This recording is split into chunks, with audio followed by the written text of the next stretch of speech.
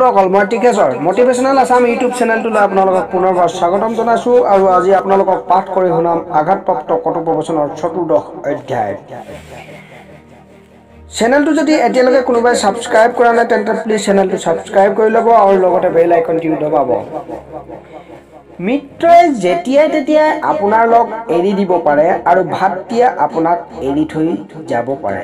সেই কাৰণে সদায় আপোনাৰ ক্ষমতা, সামৰ্থ্য আৰু বাহুৰ বলৰ ওপৰত বিশ্বাস থাকিব লাগে। সফল লোকৰ পৰা প্ৰেৰণা লৈ কাৰ্য কৰক। বালকক চাই জীয়াই থাকক। ডাঙৰৰ পৰা শিক্ষা লৈ আগবাঢ়ক। প্ৰত্যাহ্বানৰ সন্মুখীন হওক। সংকটৰ বাবে সাজু থাকক আৰু সুখৰ বাবে নিৰন্তৰে চেষ্টা কৰক। ইয়াৰ সুখৰ পৰিণাম এইটো পাব যে জীৱনত কেতিয়াও আপুনি দুখী আৰু নিৰাশ হ'বলগীয়া নহ'ব।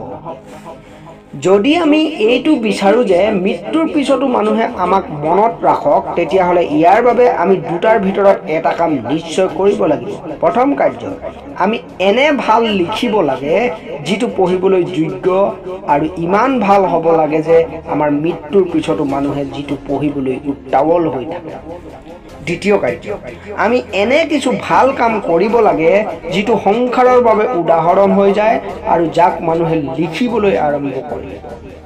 সংসাৰত যিকোনো ব্যক্তিক তেওঁৰ ভাল কৰ্মৰ বাবে মনত ৰখা যায় আৰু তেওঁৰ বহুমূল্য কৃতি বা ৰচনাৰ কাৰণে। বাকী সকলো মানুহক সংসাৰে সোনকালে পাহৰি যায়। আনৰ কথা বাদ দিয়ক, নিজৰ মানুহেই মনত নাৰাখে। ধন্যবাদ থাকিল। আঘাতপ্ৰাপ্ত কথোপকথনৰ চতুৰ্দশ অধ্যায়টো আপোনালোকে খুব মনোযোগেৰে শেষলৈকে শুনিলে। গতিকে ভিডিঅ'টো যদি ভাল লাগিলে লাইক কৰিব, শ্বেয়াৰ কৰিব আৰু কমেণ্ট কৰিবলৈ নেপাহৰিব। লগতে চেনেলটো যদি এতিয়ালৈকে কোনোবাই ছাবস্ক্ৰাইব কৰা নাই তেন্তে প্লিজ চেনেলটো ছাবস্ক্ৰাইব কৰি ল'ব। ধন্যবাদ।